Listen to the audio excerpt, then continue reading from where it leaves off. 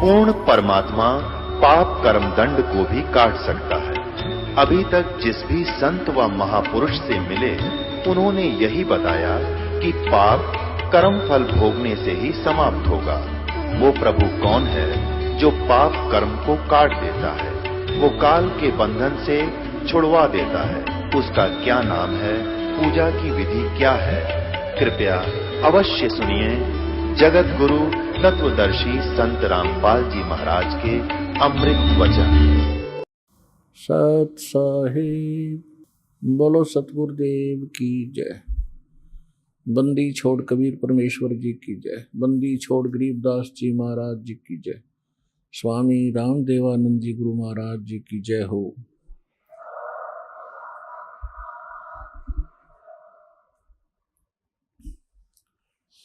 गरीब नमो नमो सतपुरुष को नमस्कार, गुरु के नहीं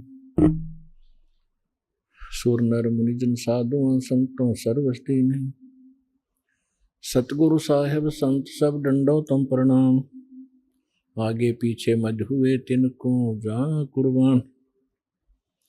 नराकार निर्विषम काल जाल वैभंजनम निर्लेपम निज निर्गुणम अकल अनुवेशुंदनम।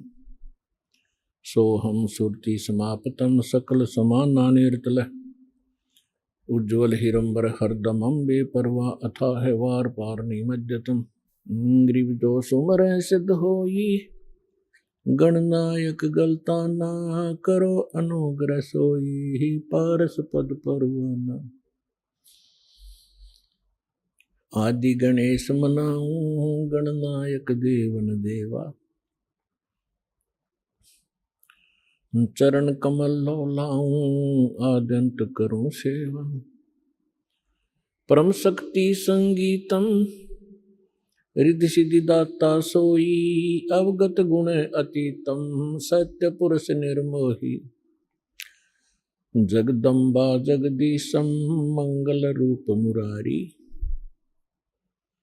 तन मन अर्पों शीशम भक्ति मुक्ति भंडारी। सुर नर मुनि जन ध्यावे ब्रह्मा विष्णु महेशा।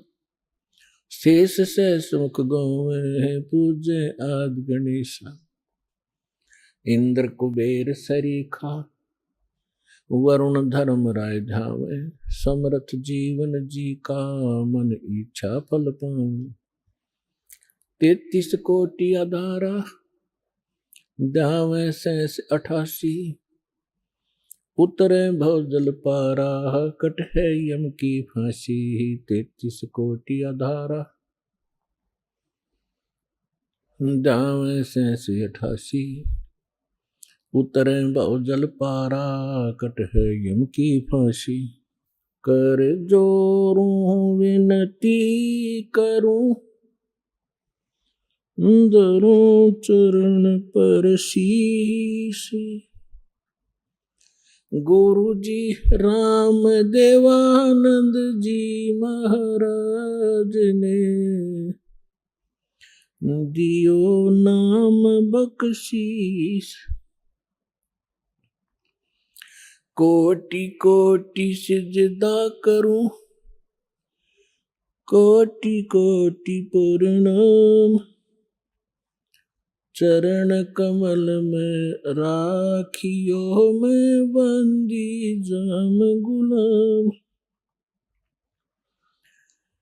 कुत्ता हूँ गुरुदेव का रामपाल दास का नाम है। गले प्रेम की जेवड़ी जांखें चोवा जाऊं मैं। तो करो तो बावड़ू दूर दूर करो तो जाऊं। जो राखो तो ही रहूं जो देवो सो खाऊं।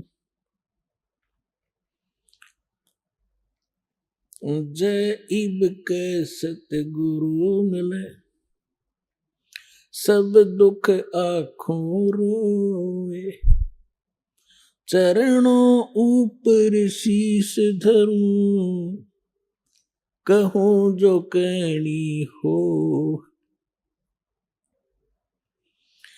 कबीर साईं मिल लेंगे, पूछेंगे कुशलात, आदि अंत की सब कहूं, अपने दिल की बात।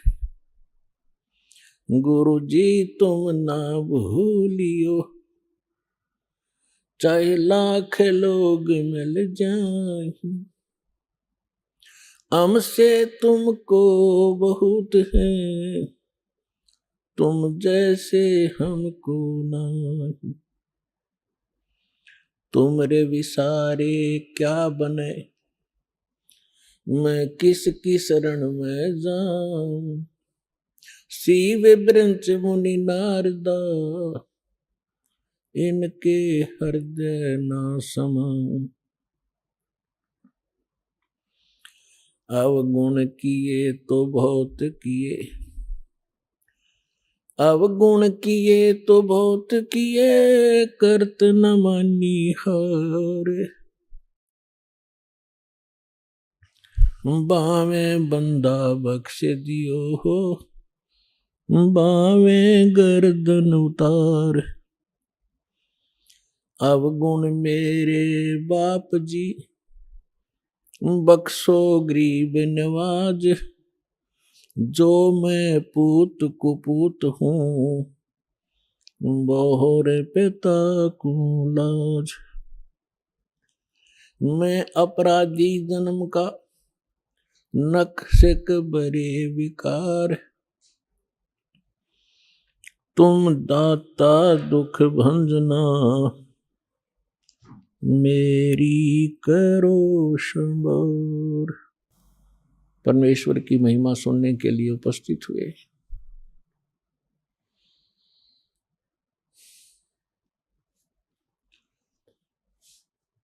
जिस पुण्यात्मा के, जिस प्राणी के युगों युगों के शुभ संस्कार उदय होते हैं, उनको मानव शरीर प्राप्त होता है।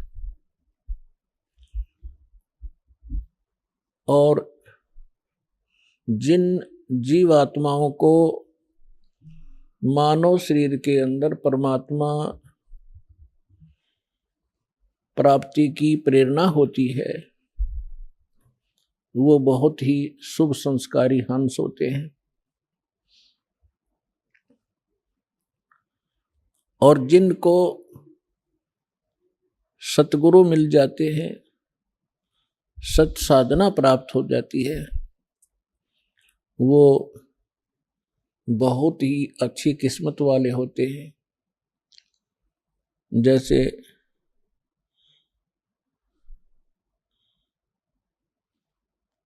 Good better best. अब आप जो प्राणी हैं, जितनी पुण्यात्मा हैं, ये बेस्ट क्वालिटी के हैं, परमात्मा की अति प्रिय आत्मा हो। और जो मानव शरीर प्राप्त करके परमात्मा की भक्ति की रुचि नहीं कर रखते, वो पिछले जन्म से पशु पक्षी की योनि से आए हुए प्राणी होते हैं।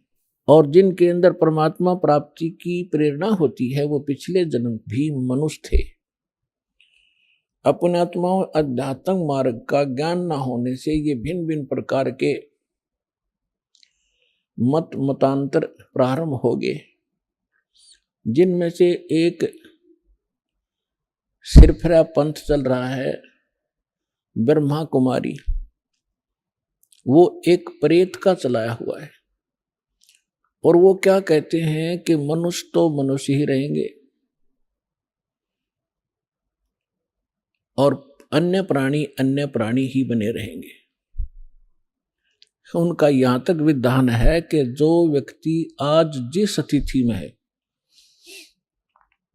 उनके विधान अनुसार तो यह सिद्ध होता है कि स्त्री स्त्री ही रहेंगी, मनुष्य मनुष्य ही रहेंगे। और उनका क्या विधान है कि आज कोई लंगड़ा है, अंधा है, काना है, गूंगा है या स्वस्थ है, तो 5000 वर्ष के बाद उसका वही नाम होगा, उसकी माता पिता का भी वही नाम होगा, और वही गांव होगा, वही स्थान होगा, और अंधा है तो अंधा होगा। फिर बाढ़ में जाओ या भक्ति क्या फायदा है भक्ति का? अकल है इन लोगों में। और इसके उसमें भी बिना ना जाने कितने प्राणी उलझे बैठे। तो पुण्यात्माओं, सबसे पहले हमने अध्यात्म मार्ग को समझना चाहिए और फिर गुरु ग्रहण करना चाहिए, अन्यथा हम ऐसे ही अपना जीवन नाश करते रहेंगे। अब जैसे श्रीमद् भगवत गीता अध्याय नंबर 2 के श्लोक नंबर 53 में गीता ज्ञानदाता कहता है कि अर्जुन, जिस समय तेरी बुद्धि भिन्न भिन्न प्रकार के भ्रमित करने वाले वचनों से हटकर एक परमात्मा के यथार्थ ज्ञान पर टिक जाएगी, स्थिर हो जाएगी, तब तू योग को प्राप्त होगा। अर्थात तब तू योगी बनेगा, भगत बनेगा। योगी मीन परमात्मा के पाने के लिए प्रयत्नशील व्यक्ति, उसको भक्त कहो, योगी कहो, साधक कहो। तो आज तक जितने भी मत हैं, जितने पंथ हैं, सबके भिन्न भिन्न विचार हैं, भिन्न भिन्न साधनाएं हैं। परमात्मा की परिभाषा से भी वो लोग परिचित नहीं है। तो उसके लिए परमात्मा आते हैं। आप जी को बहुत बार समझाया है, बहुत बार ज्ञान सुनाया है और सुनाते ही रहेंगे, क्योंकि ये ऐसा अनमोल ज्ञान है जो आपको दोनों लाभ देता है। जैसे कोई रोगी होता है और वो उसको भूख नहीं लगती, जबर जिसको हो जाता है, और मनुक्खा, दाख, किशमिश, सेब, संतरे खाना जो प्रतिदिन खाता है, वो भी उसको कड़वा लगता है, जिह्वा पर रखा भी नहीं जाता, थूक देता है।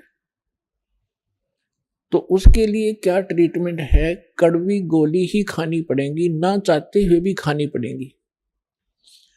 जैसे मलेरिया हो गया तो उसमें कुनीन खानी पड़ेगी, और कड़वी लगो तो लगो, वो खानी ही पड़ेगी, फांकी मारनी पड़ेगी, और तभी वो रोग नाश होगा। फिर वही जो कड़वी लगने वाली रोटी, मनुक्खा, दाख, वो फिर स्वादिष्ट लगेगी। तो पुण्यात्माओं, ये ज्ञान आपको रह रहकर सुनना पड़ेगा। इस सत्संग से ही ये दोनों काम होंगे। आपका जबर भी उतरेगा और इसी सत्संग के सुनने से ये कुनीन का काम भी करेगा, क्योंकि प्रथम बार जो व्यक्ति सुनता है, एक दो प्रकार के श्रद्धालु आते हैं। एक तो ऐसा होता है, उसको जैसे भी परंपरागत साधना है वो कर रहा है, और उसको फिर ये ज्ञान सुनने को मिलता है, उसको अच्छा सा नहीं लगता परमात्मा की भक्ति, क्योंकि उसके पाप कर्मों के कारण उसके अंदर, वो अंतःकरण के अंदर ये पाप कर्मों का जवर बन गया, और उन पाप कर्मों के कारण उसको आज भूख, वो परमात्मा की ये अमृत वचन रूपी मनुक्खा दाख भी नहीं अच्छी लगती। या तो उठकर चल पड़ता है, या वैसे किसी के साथ फुसर फुसर करेगा। उसको ये कह दिया जाए कि भाई शोर ना करे, सत्संग सुनने दे, तो या तो उठकर चला जाएगा या लटके लेने लग जाएगा, बैठा बैठा नींद लेगा। तो वो उसके अंदर पाप कर्मों का इतना प्रभाव है कि उसको ये अच्छी नहीं लगती परमात्मा की कथा। तो उसका यही उपाय है कि वो ना चाहते हुए बैठा रहे और सुनता रहे, अच्छी लगो ना लगो। इस वाणी के अंदर इतनी शक्ति है कि कुछ पापों को इस वाणी के श्रवण मात्र से और इस वाणी के चल रहे इसकी रेंज में वैसे भी बैठे रहने से कुछ पाप नाश होते हैं, जो ज्ञान यज्ञ से ही हुआ करते हैं। तो इसलिए पुण्यात्मा उसको ये कुनीन का भी काम करेंगी, और जब वो जबर उतर जाएगा, अंतःकरण के अंदर जो पाप प्रभाव था वो कम हो जाएगा, उसके बाद फिर ये मनुखा दाख का भी काम करेगी। इतनी अच्छी लगेगी जैसे बुखार उतरने के बाद स्वस्थ हो जाता है प्राणी, फिर उन्हीं रोटियों को न सब्जी की आवश्यकता समझता, इतनी जबरदस्त भूख लगती है। भूख लगी होती है, घर वाले कहते हैं सब्जी बना देते हैं, रोटी तो है, वो कहता रोटी आन दे, सब्जी फिर देखूंगा। इतनी जबरदस्त भूख लगती है। और जब उसमें वो अस्वस्थ होता है, चाहे 3 प्रकार की सब्जी बना दे, नहीं खा सकता। तो पुण्यात्माओं, जिन पुण्यात्माओं की ये पाप कर्म अंतःकरण के समाप्त हो गए, उनकी आत्मा स्वस्थ होगी इस ज्ञान के सुनने से। आज वो हजार किलोमीटर से 1500 किलोमीटर से चलकर इतनी भूख बढ़ गई उनमें, ये मनुखा दाख राम नाम की ये आहार करने के लिए सतलोक आश्रम बरवाला में पहुंच रहे हैं। तो इसलिए ज्ञान आपको बहुत बार सुनाया है और रह रहकर सुनाते ही रहेंगे। ये दोनों काम करेगा। जिसको किसी कारण से भी कोई फिर से अस्वस्थ आत्मा होने लगती है, तो इस ज्ञान के सुनने से, ये एंटीबायोटिक कैप्सूल खाने से वो फिर से पाप नाश हो जाते हैं, आत्मा फिर स्वस्थ हो जाती है। क्योंकि अपने जीवन में छोटे मोटे रोग आ ही जाते हैं, उनके लिए ट्रीटमेंट चलता रहता है, जीवन बना रहता है। ठीक इसी प्रकार सत्संग में आने से, परमात्मा के वचन सुनने से आत्मा किसी कारण से फिर पापग्रस्त हो जाती है और कुछ अरुचि बनती है साधना में, तो सत्संग सुनने से, दर्शन करने से, प्रणाम करने से, आशीर्वाद लेने से वो फिर से पाप कट जाते हैं, स्वस्थ हो जाती है। तो इसलिए आप जी ने सत्संग को रह रहकर सुनना चाहिए, एक सत्संग की तरह सुनना चाहिए। समय निकालो, घर पे कभी बैठे हो, छुट्टी हो, सत्संग चलाओ, एकाग्रचित से सुनो, एक एक वाणी पर ध्यान दो, क्या कहा जा रहा है। फिर उसको को छोटी मोटी मन में दोष होता है तो फिर वो तुरंत सेट हो जाता है। तो प्रसंग चल रहा है कि वो परमात्मा इस यथार्थ ज्ञान को देने के लिए स्वयं ही आते हैं। सभी वेद प्रमाण करते हैं। ऋग्वेद मंडल नंबर 9 सूक्त नंबर 1 मंत्र 8 और 9 में, ऋग्वेद मंडल नंबर 9 और सूक्त 20 मंत्र 1 में, ऋग्वेद मंडल नंबर 9 सूक्त 86 मंत्र 26 और 27 में, ऋग्वेद मंडल नंबर 9 सूक्त 82 मंत्र 1, 2, 3 में, ऋग्वेद मंडल नंबर 9 सूक्त 54 मंत्र 3 में, ऋग्वेद मंडल नंबर 9 सूक्त 94 के मंत्र 1 में, ऋग्वेद मंडल नंबर 9 सूक्त 95 के मंत्र 2 में, ऋग्वेद मंडल नंबर 9 सूक्त 96 के 96 के मंत्र 16 से लेकर 20 तक, और भी अनेक स्थानों पर, यजुर्वेद अध्याय नंबर 29 मंत्र 25 में, और भी बहुत से स्थानों पर परमात्मा की महिमा का वर्णन है। उसमें क्या लिखा है कि वो पूर्ण परमात्मा जिसने सारी सृष्टि की रचना की है, जिसने सब जीवात्माओं को भी उत्पन्न किया है, वो ऊपर के लोक में, धूलोक माने तेजो में लोक में, उसके तीसरे पोर्शन में बैठा, टॉप मोस्ट प्लेस पे, और वहां से गति करके आते हैं, और इतनी तेजी से आते हैं जैसे बिजली विद्युत आके ऊपर आकाशीय बिजली चलती है। और किस उद्देश्य से आते हैं? अच्छी आत्माओं को मिलते हैं, उनको तत्व ज्ञान से परिचित कराते हैं। अपने द्वारा रची हुई सृष्टि को ठीक ठीक वही बताते हैं। तो पुण्यात्मा, वो परमात्मा चारों युगों में आते हैं। काल ने सभी को भ्रमित कर रखा है। परमेश्वर आते हैं, अपना यथार्थ ज्ञान सुनाते हैं। जो बुद्धिमान व्यक्ति होते हैं उस ज्ञान को ग्रहण करके परमात्मा की भक्ति करके सतलोक चले जाते हैं, 84 लाख योनियों के कष्टों से बच जाते हैं। तो इसी उद्देश्य से परमात्मा चारों युगों में आए। चारों युग में मेरे संत पुकारे, कूक कहा हम हेल रे, हीरे माणिक मोती बरसे, ये जग चुगता ढेल रे।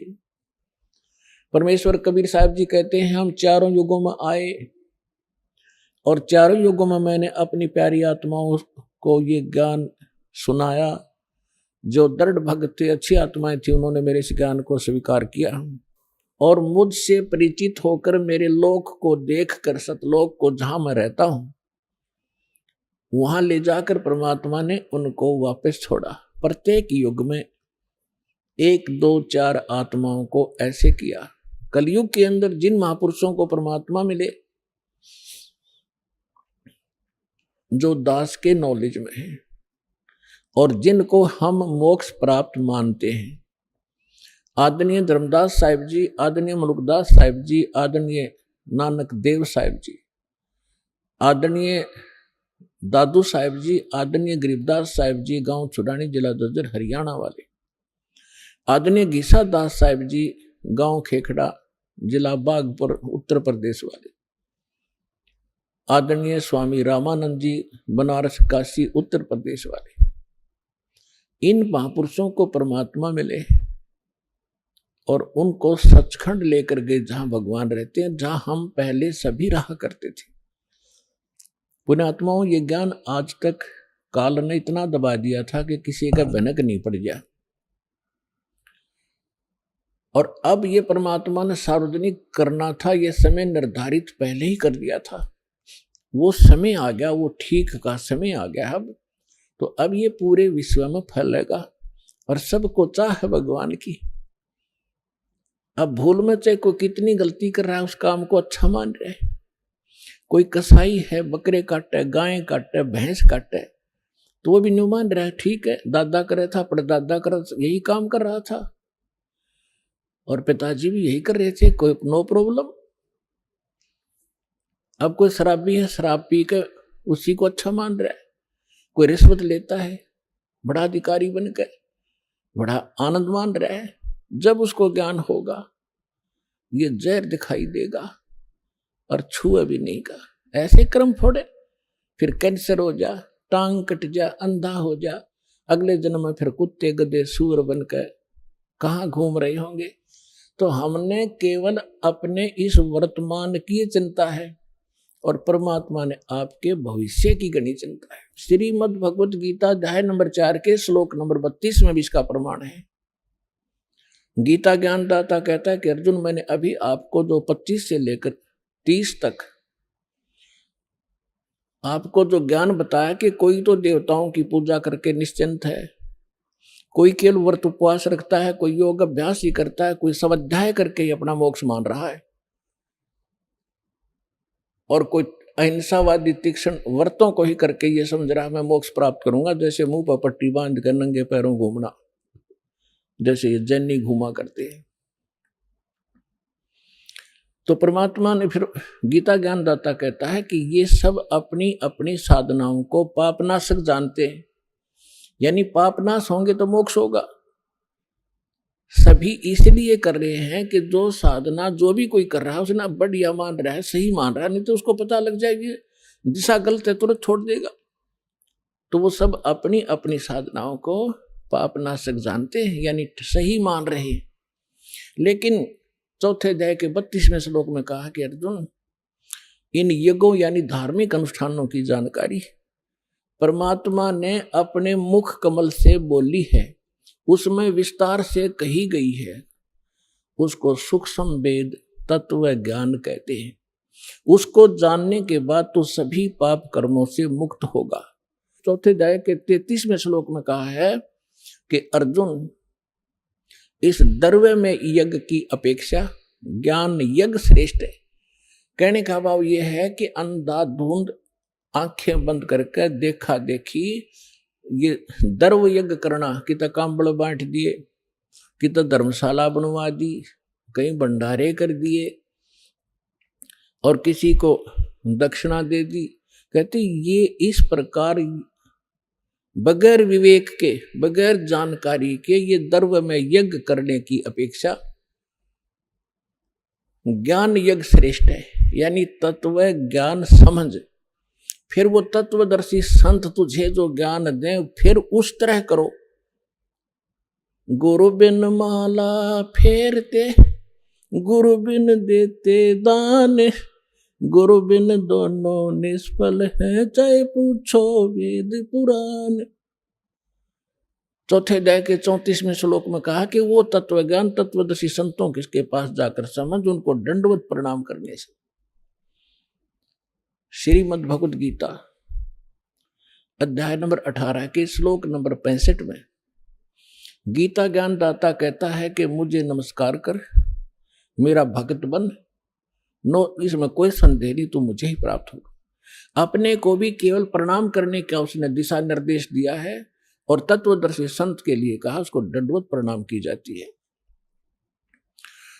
तो उसने कहा है कि उनको दंडवत प्रणाम करने से, चौथे अध्याय के 34वें श्लोक में, कपट छोड़कर नम्रतापूर्वक प्रसन्न करने से वो तत्वदर्शी संत तुझे उस परमात्म तत्व का ज्ञान कराएंगे, वो तत्व ज्ञान तुझे सुनाएंगे। तो परमात्मा स्वयं तत्वदर्शी संत की भूमिका भी करने आए थे। जब रामानंद जी 104 वर्ष के वयोवृद्ध महापुरुष थे, ब्राह्मण थे, 4 वेद, 18 पुराण, 11 उपनिषद कंठस्थ याद कर रखे थे। परमात्मा लीला में आयु में 4 वर्ष के थे, 5 वर्ष के थे। उस समय रामानंद जी 104 वर्ष के वृद्ध ब्राह्मण थे और उस समय परमात्मा ने उसके ज्ञान को फेल करके और सतलोक लेकर गए। वहां परमात्मा को देखकर रामानंद जी ने जब वापस आया, समाधि टूटी उनकी, तब कहा था दोहु ठोड़ है एक तू भया एक से दो, और गरीबदास हम कारणे तुम आए हो मगजो।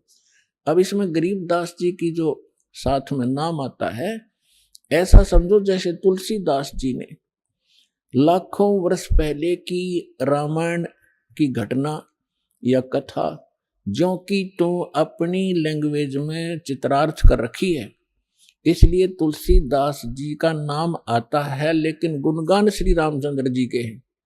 तो इसी प्रकार गरीबदास जी को भी परमात्मा सचखंड लेकर गए थे, वहां से फिर वापस छोड़ा था। उसके बाद परमेश्वर ने उनका ज्ञान योग खोल दिया था।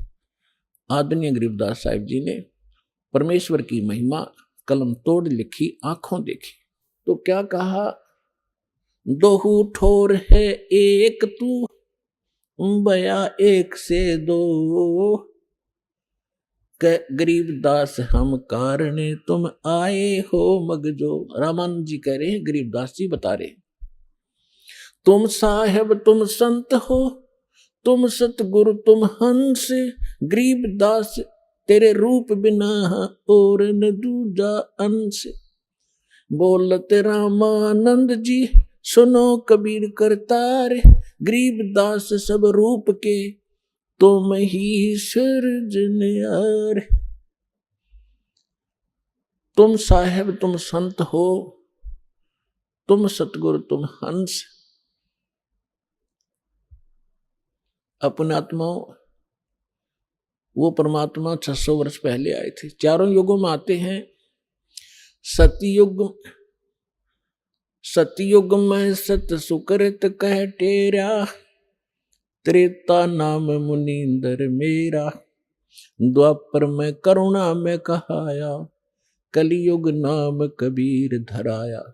तो परमात्मा जब कलयुग में सन 1398 में सतलोक से सह शरीर आए, संवत 1455 ज्येष्ठ सुदी पूर्णमासी यानी ज्येष्ठ उत्तरते की पूर्णमासी को सुबह ब्रह्म मुहूर्त में परमात्मा सतलोक से आए, शिशु रूप धारण करके कमल के फूल पर विराजमान। वहां से नीरुनिमा नाम के एक जुलाहा दंपति निसंतान थे, परमात्मा को उठा ले गए। इसके प्रत्यक्ष दृष्टा थे एक रामानंद जी के शिष्य ऋषि अष्टानंद जी, जो उसी सरोवर लहर तारा सरोवर के ऊपर स्नान करके वहां कुछ देर के लिए अपने गुरु जी द्वारा बताई साधना को किया करते थे। उसी दौरान परमात्मा सतलोक से आकर उस कमल के फूल पर विराजमान हुए थे। आज का जो विषय है उसको उठाते हैं, ये थोड़ी सी भूमिका बनानी थी। अपने आत्मा परमात्मा यहाँ आते हैं। हम सभी, चाहे आज ब्राह्मण हैं, चाहे हम कोई अन्य कास्ट में जन्मे हैं, और चाहे हम हिंदू हैं, मुसलमान हैं, सिख या ईसाई या कोई अन्य किसी भी मजहब धर्म से संबंध रखते हैं, हम सभी एक परमात्मा के बच्चे हैं, कबीर साहिब के। चाहे कोई चींटी है, हाथी है, मच्छर है, माखी है, कुत्ता है, गधा है, सुअर है, ये सभी उस परमात्मा के बच्चे हैं। उस मालिक को ये सभी इतने ही प्यारे हैं। जैसे दास ने कहा था, अभी ऐसा ही है, जिस भी कोई भी माता पिता का कोई कैसा ही बालक हो, चाहे वो अपाहिज हो, दास ने देखा कि एक जन्मजात एक बच्चा ऐसा था, बिल्कुल हाथ भी टेढ़े, मुंह भी बांगा, लाल पड़े, ना बोल पावे। उसकी माँ और उसके पिता उसको इतना प्यार करते थे, उसको उसकी लाल पूछा करती थी उसकी माँ बुरी तरह, फिर मुंह धो के अच्छे से लाड करती थी, जबकि वो 12-13 साल का उस पर पड़ा रहता था चारपाई पे। तो पुण्यात्माओं, हम उस परम पिता के बच्चे हैं। और आज चाहे कोई गधा है, चाहे सूअर बना है, चाहे कुत्ता बन कर दुख पा रहा है, उस परम पिता को इतने ही प्यारे लगते हैं। चाहे कोई गाय है, भैंस है, मुर्गा है, बकरा है, और जो इनको तंग करता है, खाता है, मारता है, उस परम पिता को बहुत कष्ट होता है। और इस काल ने हमारे साथ ऐसा जुल्म कर रखा है कि वो हमारे पिता के साथ प्रतिशोध ले रहा है। इस निकम्मे ने गलती तक खुद करी। वहां जब इतना वहां सुख सथल था, कोई कमी कहे की थी नहीं। इसके बकवाद भाई तपस्या करी, अलग राज लूंगा। बता, चाहे 100 ब्रह्मांड ले ले, एक चारपाई पर सोना है, चाहे 20 कमरे की कोठी बना ले, एक चारपाई पर एक कमरे में एक कोण में पड़ा रहना है जीव ने, बाकी बकवाद किस लिए। ये इस जैसी ही वृत्ति हमारी होगी। और फिर जब इसने उस लड़की के साथ दुर्व्यवहार किया, गलती आप करी, परमात्मा ने निकाल दिया तो उसका दुश्मन बन गया। अब हम आगे गलती से उस परम पिता के बच्चे इस काल के जाल में, अब इसने प्रतिशोध ले रखे हैं। आप देख लो, जब कोई जीव सुखी हो, सारी ऐसी मर्यादाएं बना दी।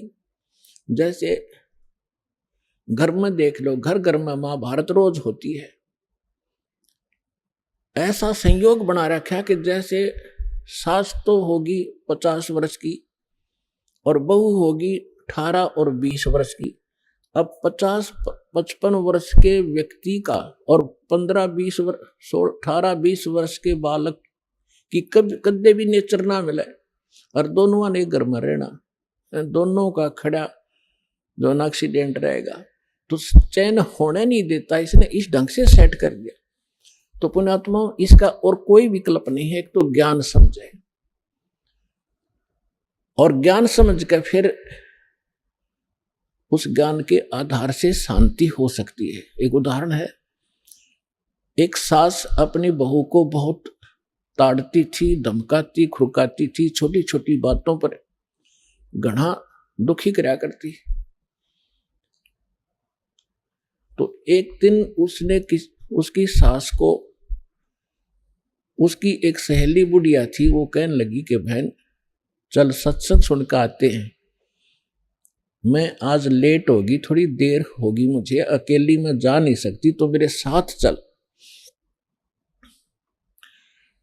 वो कभी सत्संग के वो नाम से बहुत चिढ़ा करती, लेकिन उस दिन अपनी सहेली के कारण वो ना नहीं कर सकी। चल तेरे साथ चल पड़ती हूँ, मैं पसंद नहीं करती इन सत्संग ने, इसमें तो सारे आलसी लोग जाते हैं, निकम्मे व्यक्ति जाते हैं जो काम नहीं करते, करके खा ले, लेकर दे दे, यही बात बड़ी। इस तरह के फार्मूले हमारे सभी के थे। तो बुढ़िया चली गई, तो वहां ज्ञान सुना। सत्संग में यही बताया जाता है कि जो भाग्य में लिखा है वो तो होना ही होना है। जैसे कोई नुकसान हो गया घर में, कोई करके कुछ नहीं, अपने घर में हानि, और फिर भी हो जाता किसी भी कारण से, तो फिर दूसरे जो बड़े होते हैं वो छोटों के पीछे पड़ जाते हैं। सास बहू के पीछे पड़ जाएगी, इतना नाश कर दिया, तू आगा पीछा नहीं देखती है, घर का नाश करेगी, कड़ा मचवा दे। तो सत्संग में बताया जा रहा था कि नुकसान होना था वो तो हो लिया, वो तो होना ही था। अरे अबे मतलब की राड भी क्यों कराया करो, तुम भगवान पर भरोसा रखो, हो गया, ना जाने के कैर टूटना था, थोड़े में टल गई। और पुण्यात्मा, साबुन और जल का स्वभाव है, कपड़े का मैल अवश्य उतारेगा जब उसके संपर्क में आ गया, और प्रयोग करने वाला ठीक सा आदमी होगा, जानकार। तो सत्संग में आने से अवश्य आत्मा में चोट लग गए, और अब तक हमने जो ज्ञान सुना था उस पर आधारित हो गए। जब ये सुनाएंगे तो हम क्यों ना इधर डाइवर्ट होंगे। उस बुढ़िया का घड़ी समझ में आ गई, सचमुच होना वो तो हो ही चुका होता है, और बाद में बेमतलब की बकवास राड बढ़ाने वाली बात है वो तो और अशांति फैलती है। उसने दीक्षा भी ले ली। अब एक दिन क्या हुआ, उसकी पुत्र वधू भैंस का दूध निकाल के और ऊपर कड़ियों में से एक कड़ा टांगा करते, लोहे का सरिया सा, नीचे हुक बना के उसमें बाल्टी टांग देते दूध की, बिल्ली और कुत्ते के बचाव से। तो उसकी पुत्र वधू ने दूध निकाला, 5-6 किलो दूध एक समय का, और उसमें वो टांगने लगी ऊपर ने। उसने वो अंदाजा सा प्रैक्टिस हो रही थी, उसमें लगा के गज के लगते ही शरीर के, और नीचे न करके छोड़ देती थी, वो फिट हो जाता था, उसमें टंग जाता था। उस दिन गलती से दूसरी साइड में लग गया वो, और उसने छोड़ दिया। वो सारी बाल्टी मुंह मुंह आई, सारे फर्श पर दूध फैल गया। अब वो पुत्र वधू दूध की तरफ ना देख रही थी, बुढ़िया की तरफ देख रही थी कि ये तोप के गोले छोड़ेगी। मायूसी होकर देख रही थी। तो बुढ़िया बोली, बेटी कोई बात ना, आज यो हमारे भाग में नहीं था, इसको जैसा भी उठा ले ऊपर ऊपर का और भैंस को पिला दे। अब वह काफी देर सोचती रही कि बुढ़िया ने तो कठिए कई गाड़ी देनी थी, आज या कौन सा स्टेशन पकड़ रही है। काफी देर तो उसको विश्वास हुआ नहीं। उसने सोची यार गुस्से में ऐसे कह रही होगी। फिर उसने सोचा कि तेरा पति आवेगा जब उसने सिखावेगी। उस दिन उसको भी नहीं कुछ बताया उसने।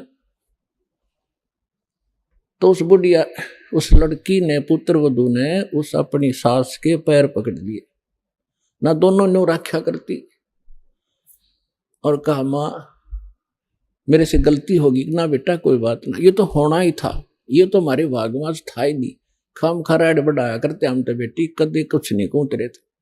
तब देखो सत्संग में आने से वो महाभारत कम होगी, शांति बनी। तो परमात्मा ही की कृपा से इस गंदे लोक में हम शांत और सुखी हो सकते हैं, और फिर भक्ति करेंगे। उस पुत्र वधू ने भी नाम ले लिया, दीक्षा ले ली, घर में मिनी सतलोक हो गया परमात्मा की कृपा से। तो पुण्यात्मा परमात्मा आकर ज्ञान सुनाया करते थे, और वही ये यथार्थ ज्ञान दिया करते थे।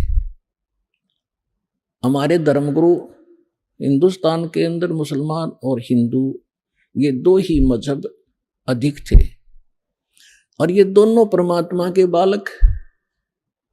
परमात्मा कहते मैं रोवत हूं सृष्टि को, या सृष्टि रोवे मोहे, गरीबदास इस वियोग को हो समझ न सकता कोई। मैं रोता हूं आपको, तुम मेरे बच्चे हो, तुम महादुखी हो, जन्म मरण के दुख में से दुखी हो, और या कुत्ते गधे सुअर बनकर तुम क्या खा रहे हो, और वहां क्या क्या खाया करते थे तुम्हें पता नहीं, झलक भी नहीं सतलोक की। तो इस उद्देश्य से 600 वर्ष पहले मालिक जब 5 वर्ष के हुए, उसी समय उस रामानंद 104 साल के ब्राह्मण के छक्के छुड़ा दिए थे ज्ञान में। आखिर में उस महापुरुष ने करबद्ध होकर माथा टेक दिया था कि तुम परमात्मा हो, तुम स्वामी में बाल बुद्धि, भरम कर्म कियो नाश, गरीब दास निज ब्रह्म तुम, मोहे हो गया दृढ़ विश्वास। रामानंद जी 104 साल के महात्मा, जिसने 1400 ऋषि चेले बना रखे थे, जो उसके द्वारा प्राप्त ज्ञान को प्रचार किया करते थे।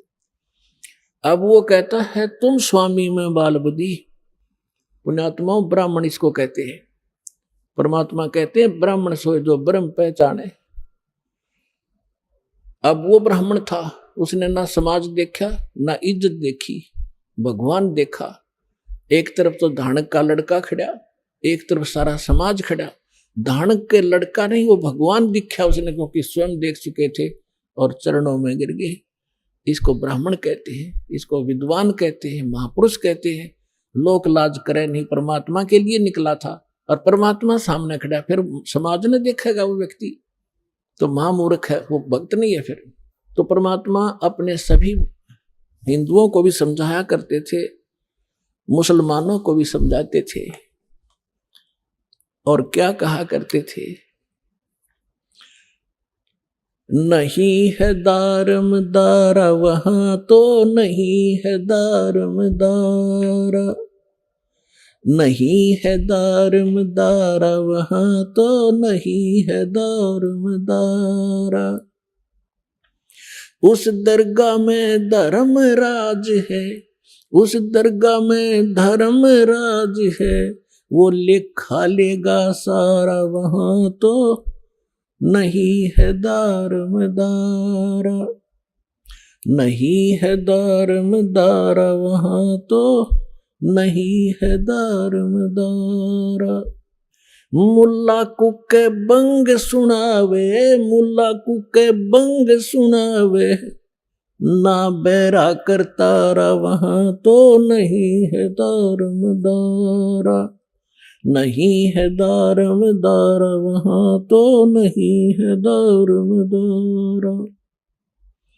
300 रोजे खून करत हो, 300 रोजे खून करत हो, तुम कैसे हो दीदारा वहां तो नहीं है दारम दारा, नहीं है दारम दारा वहां तो नहीं है दारम दारा।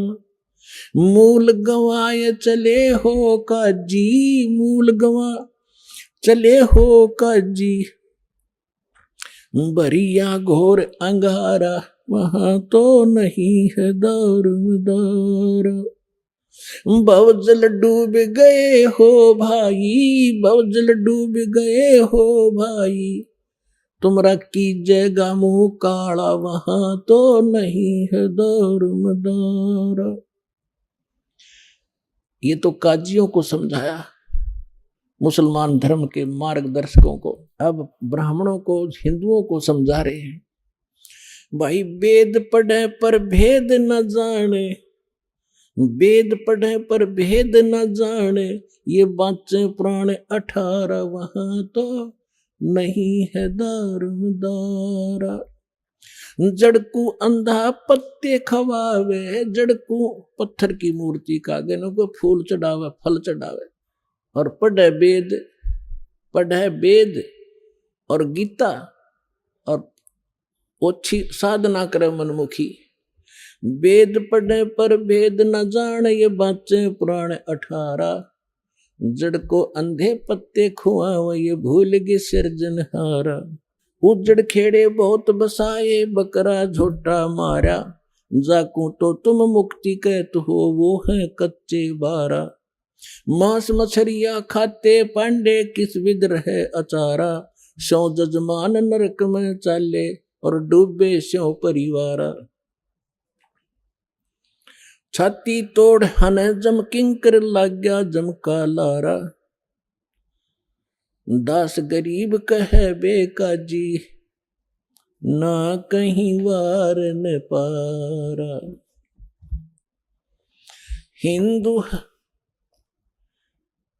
हिंदू हदीरे पूजे ही, ये मुस्लिम पूजे घोरे, दोहु दीन धोखे पड़े, ये हो गए कठिन कठोरे। हिंदू तो ये माता मसाणी मंडी मरने के बाद उसकी यादगार बना ली, उसने पूजे। और मुसलमान पूजते हैं उन दरगाहों को जहां कोई संत फकीर पीर रहा हो, उसकी मृत्यु के बाद यादगार बना दी। हिंदू हदीरे पूजे ही, ये मुस्लिम पूजे घोरे, दोहु दीन धोखे पड़े, ये हो गए कठिन कठोरे। इन पर दर्द हो गए, समझाना चाहे तो सिर फोड़ दे, उल्टे पड़े, ज्ञान सुनते नहीं। परमात्मा कह रहे हैं हिंदू तो देवल बंधे, ये मुस्लिम बंधे मसीत। देवल माने मंदिर में, हिंदू तो मंदिर का बंध गए और मुसलमान बंध गए इसके मस्जिद के। हिंदू तो देवल बंधे, ये मुस्लिम बंधे मसीत। साहेब दर पहुंचे नहीं, या चढ़ी भरम की भीत। बीच में द्वार निकाल ली भरम की, अज्ञानता की। हम हिंदू हम मुसलमान, सटदल दोनों दीन की, भली बिगुती बात। मैं मेरी के कारण, फिर खावे जम की लात। सटदल दोनों दीन का, दिल में दोष न धारे।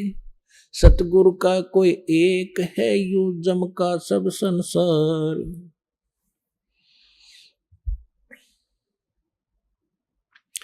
अदम उदाहरण संग है, कर प्रतीत पिछाड़े। हृदय माथे की गई, पूजे जड़ पाषाण। अपने आत्माओं, परमात्मा का उद्देश्य ये था कि तुम इस ओछी साधना छोड़कर सच्ची साधना करो बच्चों। अब मुसलमानों को कहा करते थे, काशी जोरा दीन का, ये काजी खलस करनते। गरीबदास उस सरे में, झगड़े आन पड़नते।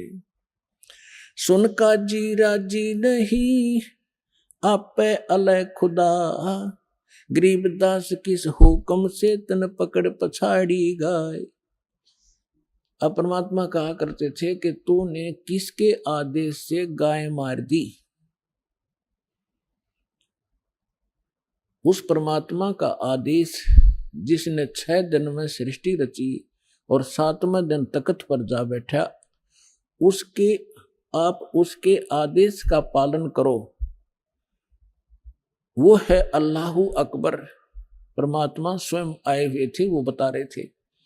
और इसी परमात्मा की जानकारी है बाइबल के अंदर उत्पत्ति ग्रंथ में। उसमें स्पष्ट किया है कि 6ठे दिन परमात्मा ने मनुष्यों की रचना की, उससे पहले सभी जीव जंतु उत्पन्न कर दिए। और उस मनुष्य को परमात्मा ने अपने जैसा पैदा किया, अपने जैसी शकल का, मनुष्य जैसा। तो परमात्मा मनुष्य जैसा है। और उसने आदेश दे दिया उस परमेश्वर ने कि तुम सभी के लिए, जो अन्य प्राणी हैं उनके लिए छोटे छोटे बीजदार, छोटे छोटे घास फूस के पौधे, और मनुष्यों के लिए बीजदार पौधे और फलदार वृक्ष, नथिंग एल्स। मांस खाने का आदेश उस परमात्मा का नहीं है। आगे आपकी कुरान शरीफ में ये थी, उस परमात्मा के स्थान पर किसी अन्य फरिश्ते का आदेश तुमने लिख लिया है, तो उस परमात्मा का आदेश नहीं है, उसके आदेश का पालन करो। अब क्या बताते हैं परमात्मा, गौ हमारी माता है, गौ हमारी माता है पीवत जिसका दूध। पहले भैंस कम होती थी, सबके घरों में गाय होती थी। अब जिसका हम दूध पीते हैं, प्रथम जननी जो होती है उसका दूध पीते हैं, वो माँ कहलाती है। फिर हम गाय का दूध पीते हैं तो वो भी माँ हुई, भैंस का दूध पीते हैं तो वो भी माँ हुई, और फिर माँ को मारे जो तुम्हें दूध प्यावे और उसको काटो और खाओ। अरे बुद्धि भ्रष्टो। अब क्या कह रहे हैं परमात्मा, गौ हमारी माता है पीवत जिसका दूध, गरीब दास का जी कुटल तन कतल किया औजूद। गौ अपनी अम्मा है तापर छुरी नबा, गरीब दास घी दूध को सब ही आत्म खावे। ऐसा खाना खाइए माता को ना पीड़े, ऐसा खाना खाइए माता को नहीं पीड़े। गरीब दास दरगह सर तेरे गल में पड़े जंजीरे। अब क्या परमात्मा क्या कहा करते थे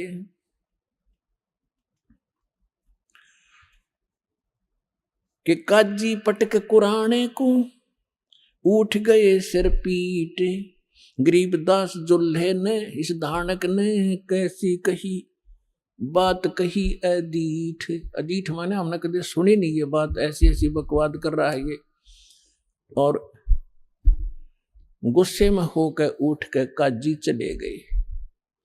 उस दिन सिकंदर लोधी दिल्ली के बादशाह बनारस में गए हुए थे, क्योंकि सिकंदर लोधी दिल्ली का जो सम्राट थे उसके अंतर्गत ये सभी भारत के छोटे छोटे राज्य राजा उसी के अधीन थे। उसमें दिल्ली का जो शासक था सिकंदर लोधी था, वो मुसलमान था, और काशी का नरेश था वीरदेव सिंह बघेल हिंदू, वो दिल्ली के बादशाह के अधीन थे। तो अपने अन्य स्टेट में संभालने के लिए ये सिकंदर लोधी यदा कदा जाता रहता था।